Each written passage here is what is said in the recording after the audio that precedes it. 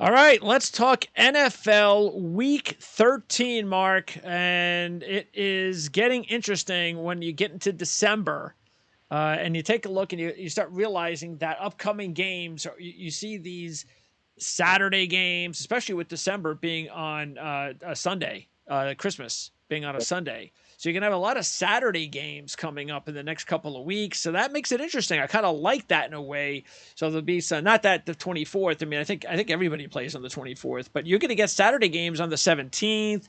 And that's when you start seeing, you're going to see those flex games. So that's when you really know things are, even though big surprise, they did not flex the Dallas Indianapolis game this week. Yeah, why wouldn't I mean, we are so excited and interested in watching the Indianapolis Colts at 4-7-1 playing. Oh, we got to Dallas Cowboys. You can't flex the Cowboys.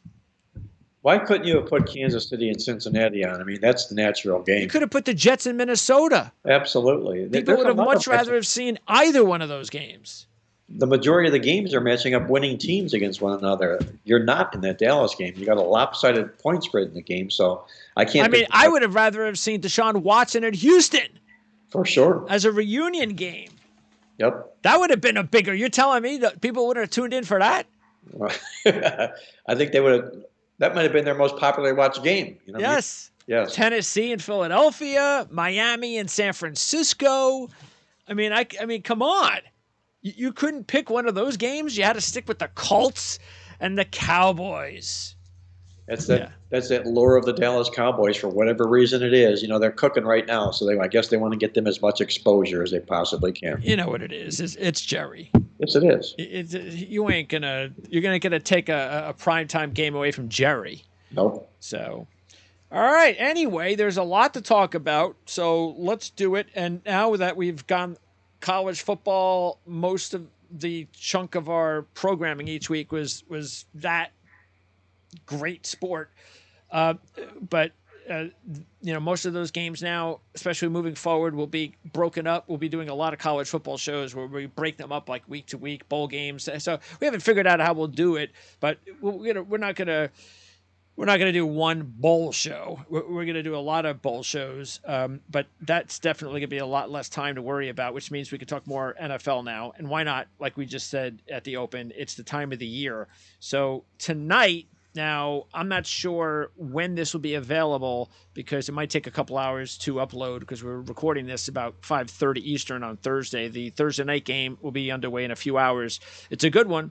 It's Buffalo and New England, and New England's got some revenge because they got beat up by the Bills last year in the playoff game, 47-17. Bills won 2 out of 3 last year, actually, over New England. And interesting enough, even when New England was dominating Buffalo, before Josh Allen the last couple of years, Buffalo was still 4-4 straight up, 5-2-1 against the spread. Their last 8 games at New England. So Buffalo has always played the Patriots well on the road. And I really like the fact that the odds have dropped to 3.5. That's why it became a top pick for me because I only have to give 3 points in this game. I feel comfortable about that. I know New England's a good football team, but what put it over the top for me, Buffalo this year, 0-2 in the division. You know that is something that they are not happy about being the team to beat in the division, and they haven't won a division game yet. So this is definitely something that they're going to be zeroing in on, and I expect them to come through. Even though it's only 3 points, I wouldn't be surprised if it was a close game, so I'm kind of not like over the top, but I do like the fact that it's down from close to 5. Yeah, it's down basically because of the situation. One, the playoff revenge. 2, the fact that New England, Bill Belichick is really upset about what happened last week. Special teams really let them down. 14 of the 33 points they allowed were attributed to special teams faux pas, if you will, in that football game. Yeah, what happened? 1 week later, their special teams went from winning the game to losing it. Yeah, it's unbelievable. Unbelievable. And I'm sure you're going to see a much better effort from that unit in this football game tonight. But what you've got in New England's favor here is the fact that they did cough up those 33 points last week. 8-0 to the spread in games after allowing 30 or more points. They are Pretty strong number for them in that particular role. What favors Buffalo here? Favorites on Thursday, who were favorites of 8 or more points the previous game. How about 38-17 to the spread? Oh, That's okay. that's nicely in Buffalo's favor this particular contest here. I'm going to take the 3.5. If that game would have got down to 3 solid, I would have let it go. But at 3.5, I'm going to play the hoodie plus the 3.5 here to see if he can't put a smile on his face after a football game once and for all. I don't know about that. All right. So other notes. Let's see. Buffalo 2-2 straight up, but 0-4 against the spread their last 4 games. Their last 2 wins in that stretch have been by a total of 5 points. So again, that's why even though it's 3, even that kind of is a little bit of a concern.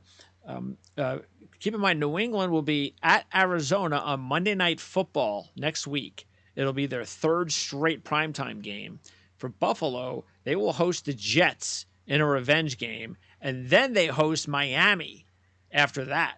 So back-to-back Buffalo Bills, actually 3 straight division games for the Buffalo Bills going up in the division and again, I'm sure they're looking at it going, this is the beginning of us going 3-2 in the division. We got to win these 3 games and take control of the division. And they will be playing Miami, as I said, the Jets, Miami, and the last 2 games at Cincinnati on Monday Night Football, and then they get New England at home. So Chicago's the only game that is like an easy game. But you would think, Justin Fields will be back in a few weeks, so even that might not be easy. But still, that's the easy game. So they got some tough games coming up, Buffalo. Yeah, they do, and they got to take them one game at a time, not look ahead to all the tough matchups that they do have coming up ahead. So, I think this is gonna be one of the better Thursday night football games. If for no other reason, it's a division game. You've got Bill Belichick off a loss here, and Buffalo right now. I don't think they're as good right now as they were at the beginning of the football season, but they need to get good, especially down the stretch. So I think this is going to be one heck of a football game tonight. Okay, coming up on Sunday, let's start first of all. I'll tell you what. Let's go with that Baltimore Denver game. Baltimore's an 8.5 point favorite. Came off the loss last week to Jacksonville, and I tell you, even though I had Jacksonville on the money line, I could not believe that Trevor Lawrence marched down the field and scored a touchdown. I just kept waiting, and they had some 4th downs. I just kept waiting for like the dumb play. I kept waiting for like something stupid, and it was nice to see him elevate his game and win and go out and take the game like we've been waiting to see Trevor Lawrence do. That's really good. It's good for the sport. So that was nice. I'm not going to go too crazy with it because I've even seen Zach Wilson put together a couple of really good games in a row. You have to do it more than a couple of games in a row, but it's still a nice sign. For Baltimore, that's 2 straight cover losses to Carolina and Jacksonville, by the way. And this is the tipping point for me. A couple of things of why I'm taking the points in Denver. It's 9, so it's a lot of points. Baltimore, and you can get this in the Playbook magazine. Hopefully you bought it.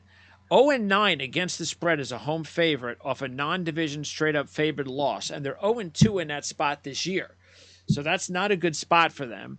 And on the flip side, Denver has lost 7 of 8 games this year by 9 or less, including 6 by 7 or less, and 3 in overtime. So Denver gets into a lot of close games, so I'm taking the 9 points. Well, the problem with Denver here, we know their defense. It's rock solid, number 3 in the country. The problem is the offense, obviously. Dead last, number 32 in offense. And if you take a look at what they did last week, their stats didn't look maybe all that bad. They weren't good, hardly, obviously, but they got the bulk of their production on the final drive of the game. 61 passing yards from Russell Wilson. They converted on a 4th down, a roughing the passer penalty on 4th and goal from the 18, which allowed them to score late in the game. And so all of a sudden it looks like not a bad effort by Denver. They're a bad football team. And I don't know who had the biggest fleecing of any quarterback in the National Football League this year for a contract that was signed, whether it was Russell Wilson taking the money from Denver or Kyler Murray beating Arizona up for that outlandish contract that he got. But either way, I know Denver is not satisfied at all with Russell Wilson and what he's done here. Even the players are turning on him. A little bit of a prima donna is what they found out he ends up being here. Oh We're yeah. not about the personalities in this football game, though. It's about the two teams on the playing field here. My problem with backing Baltimore in a game like this is the fact that they're hurt. They don't have wide receivers. This football team is in total disarray right now. Offensive line, running Every, backs. Yeah. yeah, everything. You can put it on Lamar Jackson if you That's not good. No. no, no, not at all. I don't think Baltimore is in the condition to be laying points to anybody, especially a good defensive team. So put that gun to my head. I have to play Denver plus the points here. Yeah, that's what did it for me. Denver's got a really good defense, Yep. and look, I could see Baltimore, of course, winning the game, even though I'll probably even sprinkle a couple of bucks, maybe in a parlay on the money line, because Baltimore. Look, we talked about their easy schedule too a few weeks ago, and it started with Carolina, Jacksonville. Well, they just lost one of those two. They play Pittsburgh next week, and all of a sudden that's going to be a tough game. They go to Cleveland after that. All of a sudden, that could be a tough game with Deshaun Watson. And they end the season, by the way, at Cincinnati. So I don't know. I'm still not sold, based on all the injuries, that Baltimore is just going to, first of all, even win the division, and second of all, win a playoff game. So, because I think, like you said, Lamar Jackson is a really good player, but he can be a great player when he has everything around him working. When he has to do everything himself, it's like, they're almost like a 500 type of offense. They're just, 1 week they'll win, 1 week they won't, and that's kind of, I think, where they're at now. It's also an injury waiting to happen when he has to do everything himself. And that's what's going on. He's not 100% either. Exactly. Cleveland at Houston. And yes, I said, why not? This is going to be one of my two money line plays. I have to put money on Houston and the money line. I know we don't live in Houston, but I just can't imagine what is going on in that city, in that locker room, on the practice field all week with Deshaun Watson coming to town. I just know they're going to be amped up, and then he's going to be playing in a game, and everybody on the field is playing their 12th game. That's not easy. He's got to catch up. It's going to take a couple of weeks, you would think. I'd be surprised if he just goes out there and 400 yards. Hey, man, you never miss me. I don't think that's going to happen off the bat. And it's not like Cleveland is 7-4. They're 4-7 too. So I think this is just going to be one of those games that, you know what, maybe he pulls it out at the end and sticks it to everybody and they escape with a victory. But I just figured since they're 3-9-4 in their last 16 as a road favorite, that not only do I take the points, but I'll throw it on the money line just in case. I might save that money line money, Greg. You're looking at probably, arguably, the worst team in the National Football League here in Houston. We hit this on our podcast earlier this week, and these numbers are mind-blowing. I'm going to repeat them here. The Houston Texans, in their last two football games, they've been outscored in the first half of those games 50-0. That's not bad. That's not bad. Well, let me tell you what is bad. They've been out-yarded in the first half of those football games 533-37. 533-37. Do they have a third-string quarterback they could start this week? I would look as far as a fourth-string quarterback. I really would. They've also been out first down 33-4. Their problem is the fans want Lovie Smith fired. They can't fire Lovie Smith, okay? He was brought in here as a stopgap, okay, to help stop the bleeding here. It's not his fault. This is not a Lovie Smith thing here at all. And if they do replace Lovie Smith, their next head coach will be their fifth head coach in the last 4 years. Well, there's no way Lovie Smith will be coach next year. He's going to, like you said, he'll be a stopgap. He'll move into another role on the team next year like he was the year before, but he can't be the coach next year. Can't.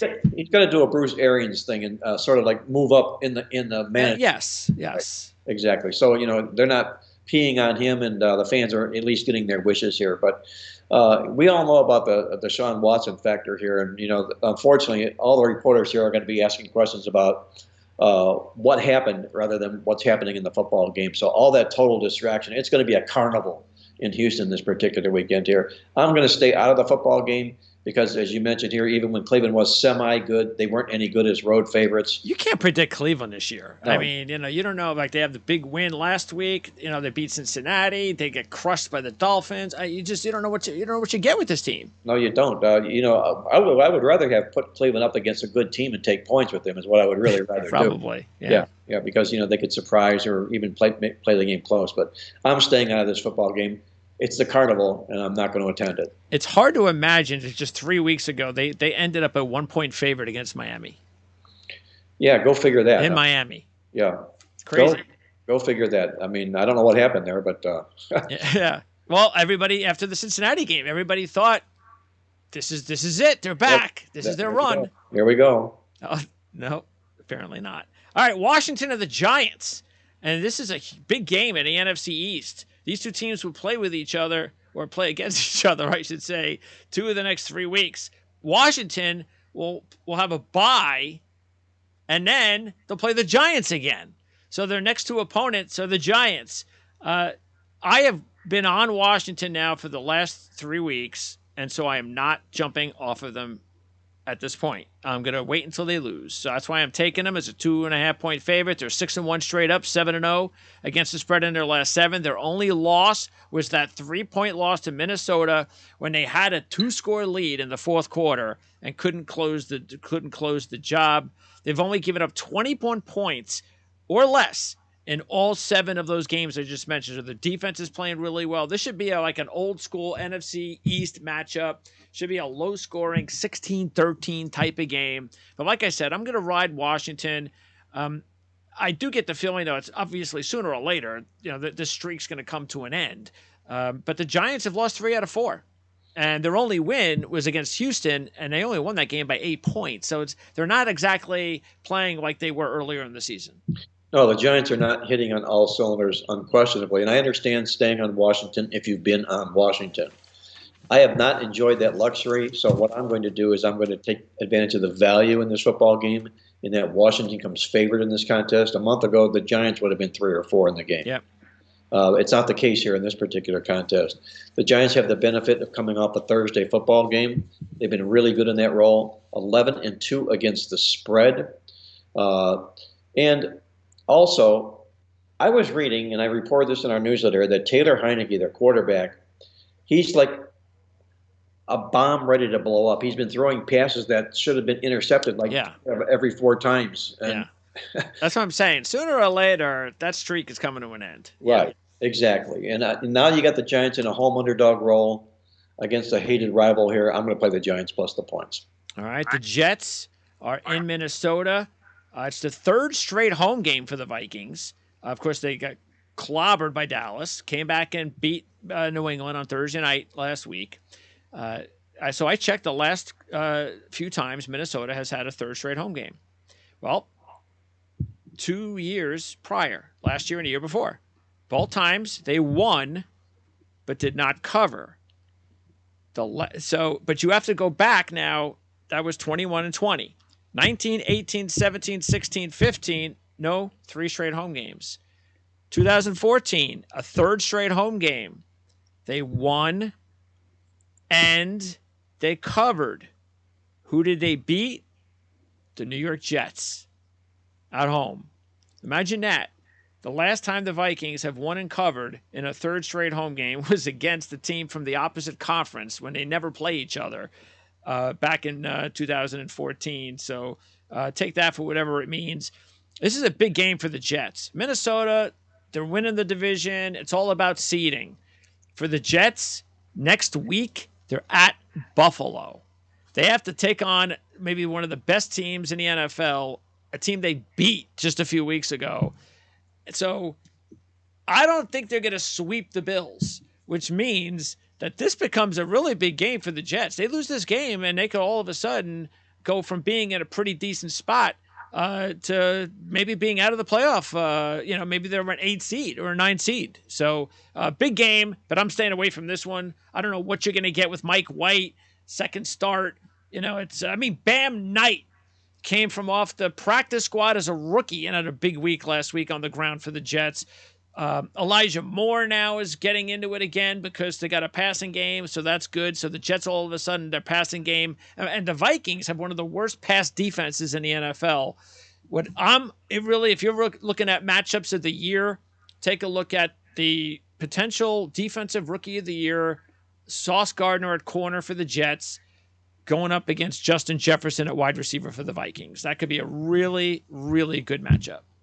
I got to give it to Robert Saleh for starting Mike White in that football game last week. He could have gone very conservative to Joe Flacco. Half the fans would have been out of the stadium. They wouldn't have even showed up. That's right. Okay. But he made the move and it paid off for them. In fact, nice stat about Mike White. If you look at the Jets, their last 4 years, they've put up 450 yards of offense in football games and 30 points in each game 3 times. The quarterback in all 3 of those games, Mike White. He could well be the answer. You might not see Zach Taylor the rest of this football season. Zach Wilson? No, you might not. Zach Wilson, yes. I don't think you're going to see him the rest. I think if you do see him, that's a bad sign. That means White's struggling. If you do, it should be holding a clipboard in his hand, is what it should be. I've been saying on my Jets show, I said the thing you got to look out for is when, because the first thing that has to happen is Zach Wilson has to get on the field, because right now he's not even the number 2 guy. So the Jets, we won't even know until they're confident that he can play until we see him on the field holding the clipboard as the number 2 guy. So until he's the number 2 guy, he's not going to be the number 1 guy. The thing that jumps off the page to me is the New York Jets own a huge disparity in total overall defense here. This Minnesota defense is not good, and it's slipping. No. The Jets defense is getting better with each passing game. Yeah. So now you got a football team with much the better defense taking points here, and with a shot in the arm win coming off of last week here. I think Minnesota gets exposed in this game. I'm with you. I like the Jets to pull the upset. Well, that's why I'm interested in the Gardner-Jefferson matchup, because that's where Minnesota they have an advantage almost every week. He's maybe right now the best receiver in football, quite possibly. For sure. Justin, yeah. Gardner, let's remember, Gardner never allowed a touchdown at college and has not allowed a touchdown in the NFL. That says a lot, doesn't it? So if it's going to happen, it's going to happen this week going up against Jefferson. So that's why that's a big matchup. Okay, Jacksonville and Detroit. Now, how about this? We've chronicled these two teams with being the favored several times, and for good reason. The fact that Detroit hadn't been a favorite in 25, 28 games. Yes. They became a favorite. What game was that game they became a favorite and lost? I forget. Do we remember? I don't remember, but no surprise they lost, right? Yeah. Well, yeah. And up until this winning streak, things weren't going well. It was Seattle. Week 4 against Seattle. They were a 3-point favorite, and they lost by 3. So, but for Jacksonville, this is also something that we've talked about, is making Jacksonville a favorite. And sure enough, every time Jacksonville has been the favorite, I've gone against them, and they have lost. So, of course, I'm taking Detroit. I'm not going away from that, because already, even if Jacksonville eventually when they win as a favorite, I will have already cashed in. And I will have, whether it's been 4 straight games or 5 or whatever. So I'm already ahead. And I also think, look, they're coming off a huge win against Baltimore. That was the biggest win in the Trevor Lawrence era. Now they got to come play Detroit, coming off the loss to the Bills on Thanksgiving. They've won 3 out of 4. They've covered their last 4. They're playing the best football of the year. And also in the playbook guide, they're 10-1. As a dog against the spread, games 9 through 12, this is the 12th game, when they take on an opponent off an upset win. And so that's another little added tidbit. Jacksonville, this is also only the second time they were a road favorite since 2020. The other time was last year, week 1 at Houston. They lost as a 3-point favorite. They are 0-6 straight up since 2020 as a favorite, 0-3 this year. Oh, and by the way, Houston beat them. It's their only win of the season. Wow, that probably says it all right there. Yeah. Houston beat them.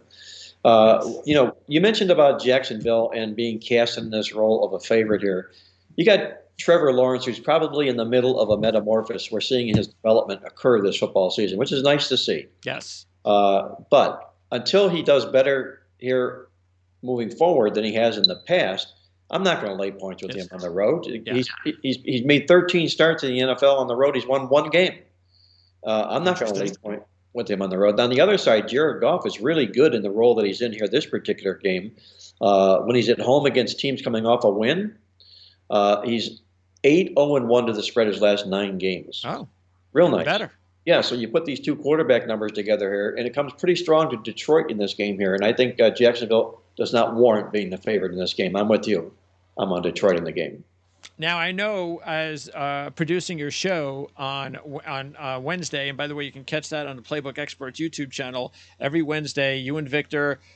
So I know where you're going with this game, but I'm totally on board with it as well. And I had him last week, not as a big game, but I had him in the game anyway against Indianapolis, and that's Pittsburgh. I actually think come game time, Pittsburgh's going to be a favorite. Atlanta's a 1-point favorite in this game. And what Pittsburgh did last week, that wasn't a fluke. I mean, I'm a big Pickett fan. I was a big Pickett fan coming into the season as in the draft. Felt he was going to be the safest guy. As soon as he got landed in Pittsburgh, what a great marriage that's going to be. Look, I'm a Jet fan. I'm not happy about it because there'll be a lot of winning with Pickett in Pittsburgh for years to come, especially when TJ Watt's playing.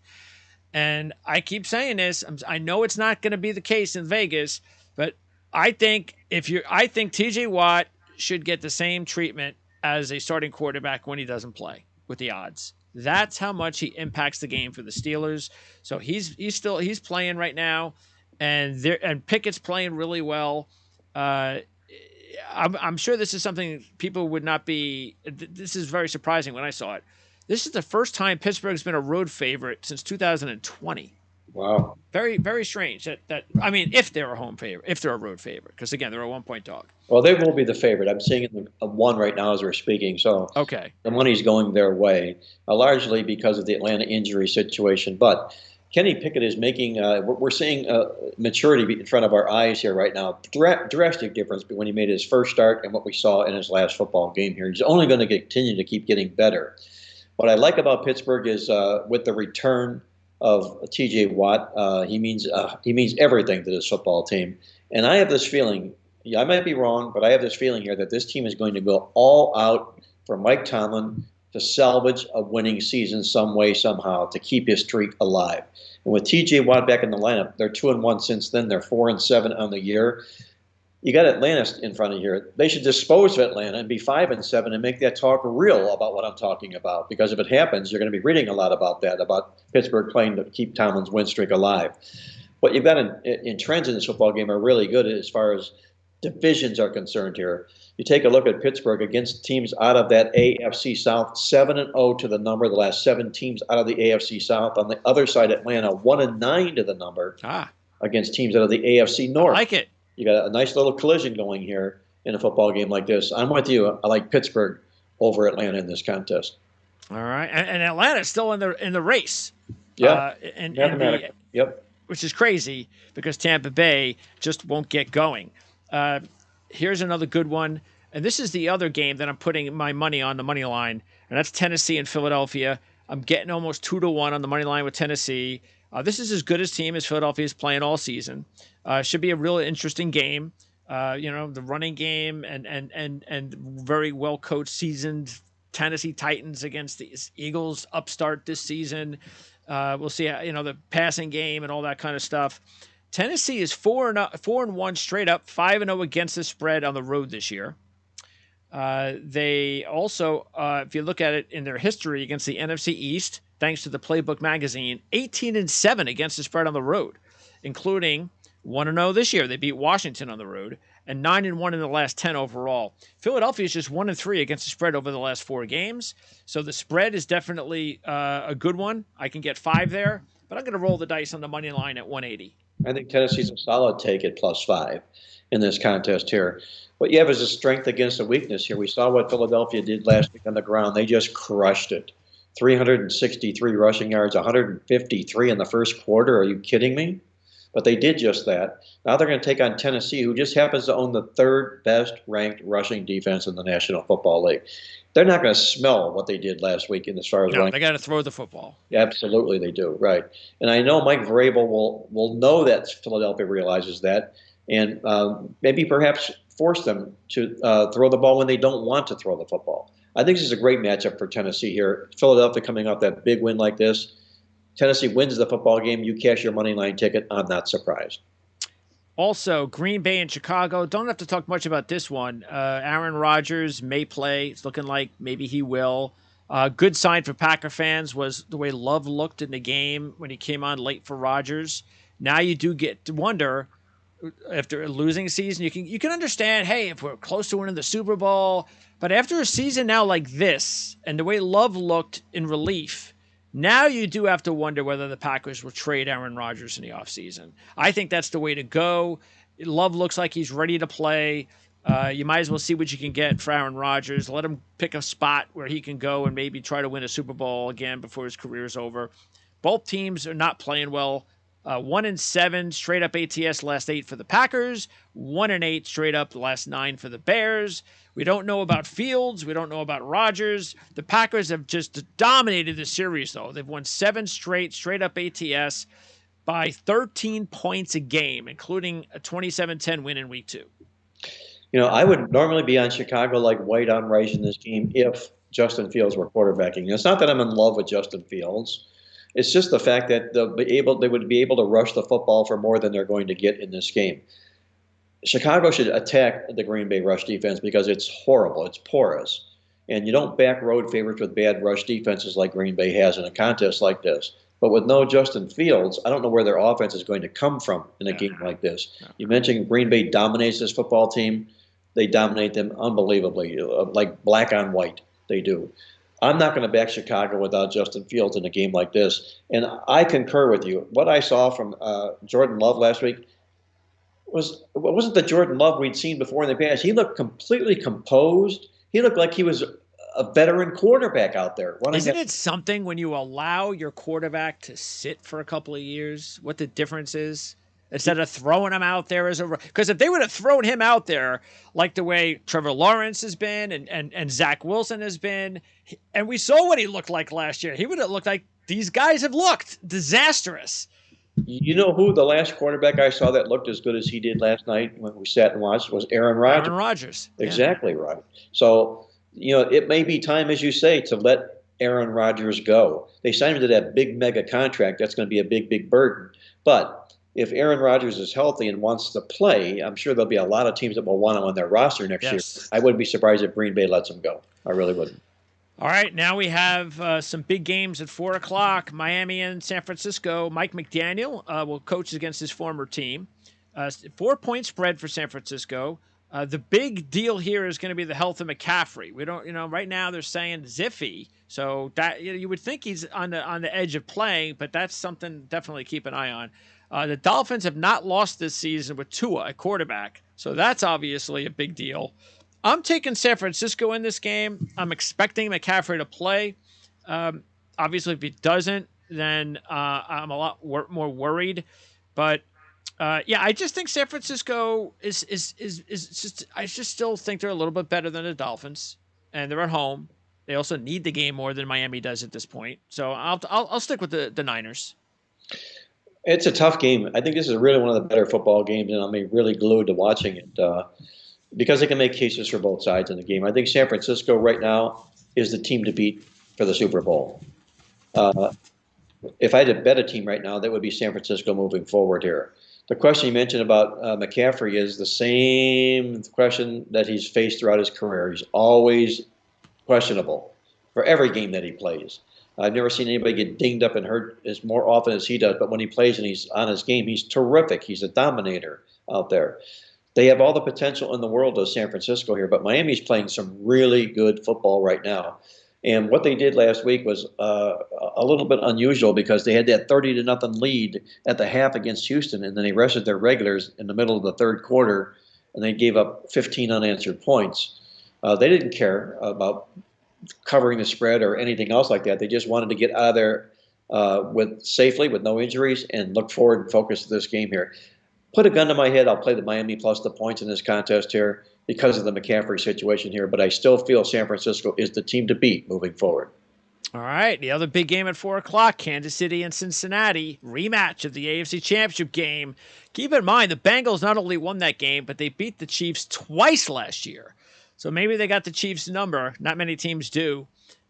Chiefs have won 5 straight, 7 of 8. Cincinnati has won 7 of 9. But the difference is the Bengals are 8-1 against the spread in their last 9. The Chiefs are just 2-5 against the spread in their last 7. I'm taking Cincinnati. It's the first time they've been a home dog all year. They need this game a lot more than Kansas City does. If you look at it, the Chiefs have a pretty easy schedule the rest of the way. Cincinnati's got some tough games in their last 5 games. They got to play the Patriots on the road. They got to play the Tampa Bay Bucks on the road. They get Buffalo and Baltimore at home. There's a lot of tough games for Cincinnati, so this is a much more meaningful game. Not to say the Chiefs aren't going to try and they're not going to be playing hard. I just think that Cincinnati will get it done, and I just like the fact that they beat them twice last year. So, again, sometimes that matters. It does. This would be the second week in a row that Cincinnati is going to go up against an opponent that they knocked out of the playoffs last year. They skated past Tennessee last week. They, by a whisker, they won by 4. They don't cash the ticket because a backup field goal kicker couldn't kick a 35-yard field goal. That's another story for another day. So you can tell. You had Tennessee? Yes, you can tell I had Tennessee. But what you're beating in Patrick Mahomes here is a quarterback that looks like he's going to be the MVP in the league this year. He's won 26 games in a row in November and December. And they're feeling rather salty about that playoff loss they had last year. I don't know if Cincinnati can fend off 2 teams in 2 weeks that they took out of the playoffs last year. And your points are very, very valid. It's much more important for Cincinnati. Kansas City's got a big, big cushion. They probably don't need this. But I know Andy Reid, and I know their competitors at Kansas City. They're going to come with everything they've got. Jamar Chase is back for Cincinnati. That'll be a big, huge edge of their offense. But I'm still going to back the Kansas City Chiefs in this game. All right. Also on the West Coast, 4 o'clock game, Seattle at the Rams and the Chargers at Vegas. Seattle's a 7-point favorite. I just have to jump all over Seattle here. Pete Carroll, 13-2 against the spread all time when he's coming off back-to-back straight-up losses. He's 1-0 in that spot this season. And so I think he's going to be 2-0. Bump that to 14-2. The Rams have lost 5 straight. They're 1-5 against the spread at home this year. No Matthew Stafford, no Cooper Kupp, no Allen Robinson, and no Aaron Donald. He's out too. Seattle coming off those 2 losses. This becomes a monumental game for them to try and make the playoffs in the NFC. So I like Seattle in that one. And in the Charger-Vegas game, I'm staying completely away from those 2 teams. I have no idea what's going on. Vegas plays in all sorts of crazy close games. Now all of a sudden they've won back-to-back overtime games. So who knows what to expect from the Raiders, who have 6 of 7 losses this year by a touchdown or less. The Chargers, meanwhile, their 4th road game in 5 weeks. That's pretty rare. Yeah, really rather rare in a situation like that. Let's go back to the Seattle game before we go back to the Charger game. The Seattle situation is really rather unique. Andy Iskoe talked about this on our podcast. He does the Vegas Vibe for us on our show and reports about line moves and what's happened in lines and point spread games. Well, before the season began, the Rams were installed as 10.5-point favorites in the game. Now they're 7.5-point dogs. That's an 18-point swing. Yeah. A lot, obviously, because of the injury situation and what's going on there. But what I like about Seattle in this contest is they are a division road team that has triple revenge exact, and they have a winning record. That combination is fierce. A winning team on the road with triple revenge exact in a division game. That's exactly the role that Seattle's in this contest. We made them a best bet in our newsletter. I'm not crazy about laying 7 or 7.5 points again in this football game. I know the Rams are the defending Super Bowl champions. You can throw that all right out the window because they're not even remotely close to being the team they were last year. I'm with you. I like Seattle in this football game. This is a big win to stop that 2-game losing streak. And as far as the Raiders and the Chargers are concerned, I'm fading the Chargers here for one primary reason. They allow 5.5 yards a rush you cannot go out as a road favorite in the National Football League if your defense is that porous and allows that many points. They tried it last week against Arizona and didn't win. They squeaked out the 1 point win, but they didn't cash the ticket. They're in the same role here again this week against Vegas. And in fact, Vegas runs the ball for over 5 yards a carry. So what you have is a 5-by-5 dog in Vegas here. I think Vegas will be pumped up big time in this game. Give me the Raiders plus the points. Yeah, the Chargers, next 3 games, this will be a tough one. Then they host Miami and Tennessee. Tough games. But then their last 3 are easy. Colts, Rams, Denver. So if they can somehow win 2 out of 3 here in these next 3, they're going to position themselves really well for the stretch drive. All right, and then finally, we have the primetime games. Not much to talk about. Colts at Dallas, big point spread. I'm actually taking Dallas, though. I try to stay away from the big point spreads, but I just got a feeling this Colt thing, which has already lost the last couple of spots, I think they're going to go down big. I think they're overdue for a big spot. The loss last week pretty much puts an end to their season, I think, and this whole Jeff Saturday thing. And then the Monday night game, Tampa Bay and New Orleans. I'm kind of staying away from this game as well because the point spread is just, even though it's only 3.5, I don't trust the Bucks. They'll probably win this game by 3 as a 3.5 point favorite. They're 1-8 against the spread in their last 9 games. I just the fact that they couldn't beat Cleveland last week after the big win in London just proves that I just think this is going to be the Bucks all season. Well, I don't trust a favorite in either of these 2 football games. Dallas has really had a propensity for letting down the next game after Thanksgiving Day. The last 30 times they've been in that role, they've covered the spread only 11 times. 0-5 when favored by more than 7. You've also got to the Colts in this game here. The Sunday night big dogs. Dogs of more than 7 on Sunday nights do really rather well.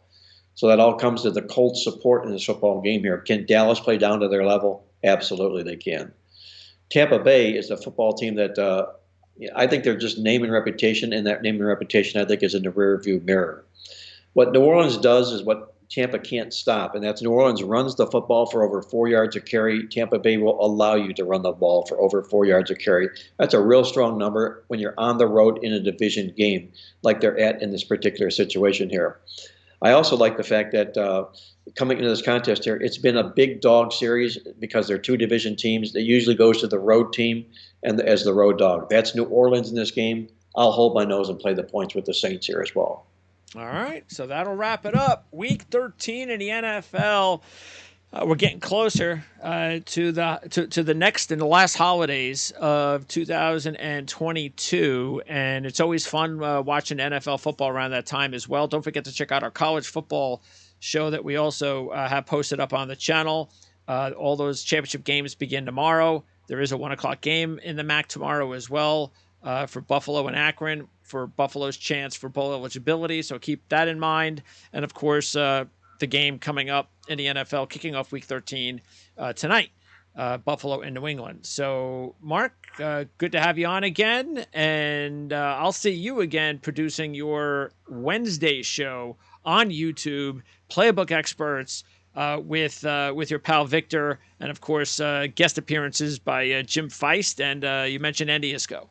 Terrific. We'll look forward to that. Pick it up next week, Greg. We'll see exactly. We'll talk in that next show about the college football bowl matchups because the appearances will be made coming up here real soon. I know officially, I don't know if they're going to announce them Monday or not. I think they generally do after these conference championship games. So we'll have a lot to chew on that way, and I'll look forward to catching up with you next week here on your show as well.